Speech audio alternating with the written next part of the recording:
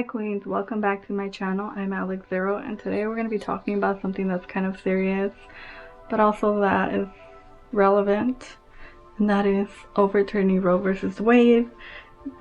Sorry if I mispronounce it, but anyway, let's do this quickly because I don't want to get too serious about it. But I'm sure many of you have heard, especially if you're females or if you're married to a female, you've heard that abortion will no longer be legal in all states like it was before. Now it's overturned, so it's going to be by state depending on what they want to do in that certain state. Here in California, since I'm blessed to be in a liberal state, don't judge me, but yeah, I guess it's still going to be legal here since we are liberals. Not me. I don't consider myself a liberal, which is why I'm wearing red under here. I'm not a Republican either. Red is just my favorite color. I'm messing with you. I guess if I were to have to pick sides, I would be independent, which I guess is like not picking sides, but it's what I would relate to the most.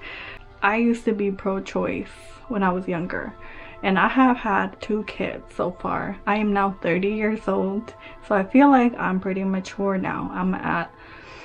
I still have work to do within myself. Like, I will always have work to do like everybody else until we die. We are always learning about ourselves and about life and about choices we want to make and who we want to be and all of that. But at 30, I feel like I can say, that I love myself. And I feel like when I was pro-choice, when I was younger, I didn't really love myself back then. I know that's pretty harsh, right? Not everybody does love themselves. So what does that mean? To me, it means that I value life. I value my freedom as well. So yeah, let's get into the abortion part and all of that, and about why I used to be pro-choice first.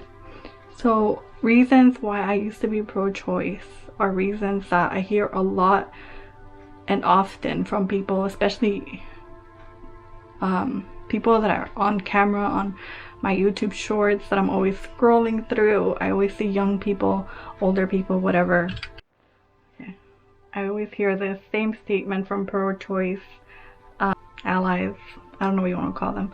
They don't always believe that they would have an abortion, but they want that to be right for people who are RAPED, or people who were underage and become pregnant for some reason, which I don't understand. I mean, I understand, but I don't want to accept that children become pregnant. That grosses me out, and I want everybody who caused the child to become pregnant to be in prison forever, for life, death penalty, all of that. I know it's ironic because I believe in the death penalty, but I don't believe in pro-choice. So I'll get to that in a minute. Also, actually, let's just do it right now. Criminals and infant or fetuses are not the same to me. One is innocent, pure, the baby, and the criminal that RAPED, a child, is not innocent to me and does not deserve to live, in my opinion.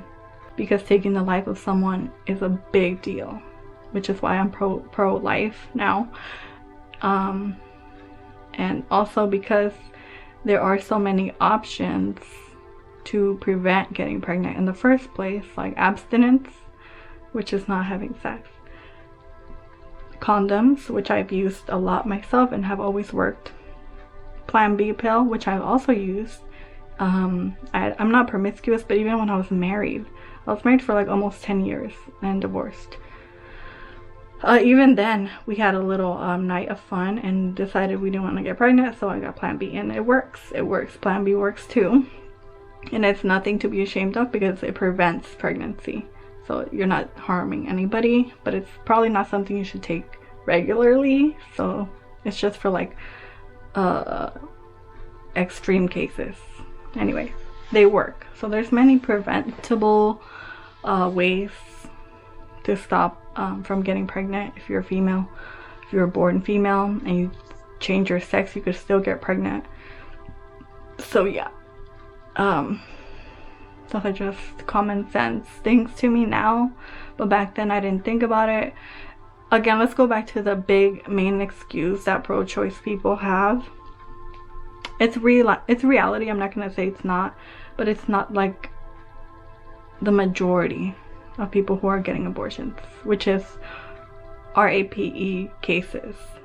Rape cases. Okay, that's not the majority. The majority, if you look, if you Google statistics of who is getting abortions, it's usually people in poverty, people who are poor or don't make enough, people who don't have the man at home to provide. So then we have a bigger question, which I'm gonna get to in a minute. So the bigger question is, are we picking the wrong man to have babies by? Okay, as a female, as a non-binary person who's born female, as a trans male who's born female, we all have this responsibility and a blessing. If you can give life, that's a blessing in my opinion. But we have a lot of responsibility on our shoulders to pick the right partner, the right husband, the right man, you know, who's gonna provide. Is he gonna be able to support us and a child? Is he the right partner for us? Like I said, I'm divorced, so I totally understand. We all make learning mistakes. I don't see it as a failure, but it is a lesson learned, in my opinion. You know, like if something doesn't work out, you still have to be responsible and take care of that child, you know, that you gave birth to. There are other options. Even after having a child, you can give it up for adoption, which I know seems hard, and a lot of people don't even want to get pregnant in the first place. But in my opinion, if you can't handle a child, it's better to give it to a home that can take care of its basic needs than taking the life away. But that's just me. That's just my comments. That's how I rationalize it. This is better than that, okay? Nothing is gonna be perfect in this world, like ever. Nothing's ever gonna be perfect. There's always gonna be contrast, okay? So I'm not saying that you're bad for doing this, because we all do bad and good, okay? Nobody's good, nobody's right and wrong, but there's just better and better choices. You know what I mean? You just weigh the pros and cons, I guess. But like it goes back to love. I think everything goes back to self-love and valuing life. And that's just my opinion, and that's just why I've changed my mind. If I'm being honest, I thought about this for a few weeks before I recorded this video, about why I slowly changed to pro-choice. I mean pro-life from pro-choice. And it was internal. It was about self-love. It's about maturing too as well. Although I have seen older people who are pro-choice, but that does not mean that they are mature and that they are like logical thinkers, or that they love themselves, or that they value life. And I know in this world, like I said before, nothing's ever gonna be perfect. It's not like all rainbows and lollipops. Like, I wish I was an angel, but I'm not.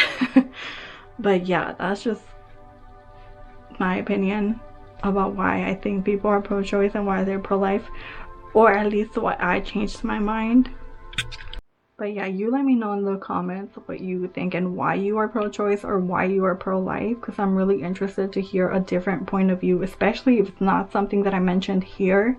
Like if it doesn't have to do with the RAPE excuse or the underage excuse, which that should be dealt with harshly for whoever caused the child to become pregnant, like I said. And I also think they should raise the legal age of consent to 18 or 20. But that's just me. I'm a little bit of a conservative. I think it's because I have children, so I'm a little biased with that. But I wouldn't say I'm biased with the pro-choice thing because I have children, because even as I had my children, I was pro-choice. So that's kind of scary, because I could have chosen not to have them. So I never did, because I couldn't go through with even just thinking about it. I knew that I would regret it, pretty much. And that is something that a lot of people who have abortions do suffer with. It's a lot of regret and mental anguish, from what I have heard. So yeah, there's a lot of options, so please don't take the life away, especially if it's innocent, like a fetus. We were all there before we were here. We were all in the womb before we were here in the real world. And I really believe that as long as there's life, there's possibility. This is very important, but I know that not everybody's gonna agree. So yeah, I totally understand if you're still gonna be pro-choice because of those issues that I just mentioned, the excuses that are not the majority. You don't want to raise the child because it would remind you. I totally understand that, but there's always other options that are just a little bit better because you don't get to take a life away and then you live with that regret. I can't imagine. I just can't imagine having to deal with that. So always look for solutions that are best. Not the easiest answer isn't always the best. Like getting rid of it seems like a quick fix, and like the way people talk about it so nonchalantly, like, oh, if I get pregnant, like fuck it, I'll just go get an abortion. Like that's disgusting to me. So yeah, there's always better options. There's so many options here in America. So I think we live in a great country. I think there's a lot of possibility. Even in the times that we're in, I feel like there's still so much possibility compared to other places where people are getting 9 years in prison for smoking pot. You know, like we're in a good place. I know it's not perfect. It's never going to be perfect, but it's good to have talks. I hope that I can remind people that there are options, and like way better options. And like I said, as long as there's life, there's possibility. So even if you can't give that child a good life, somebody else possibly can. Go ahead and talk to people who were adopted, who were in the foster care system. I'm sure they'd rather be alive than dead. But that's just my opinion. So thank you so much for watching. Thank you for being a subscriber if you're subscribed here and helping me grow this channel. I hope you enjoy my sketches and stuff that I just did about Sister Wives, a show that I've been watching that I think is really funny and ridiculous and entertaining. So yes, thank you so much. I love you guys. I appreciate your time. Remember, self-love is super important because it makes us better people, and in return we make the world a better place when we work on ourselves and better ourselves, because it always starts with us inside of us. So yeah, thank you. Okay, I'm gonna stop being preachy, but it's something that is very important to talk about. So thank you so much for listening. If you watched the whole video, give me a thumbs up, and I'll see you in the next one. Bye.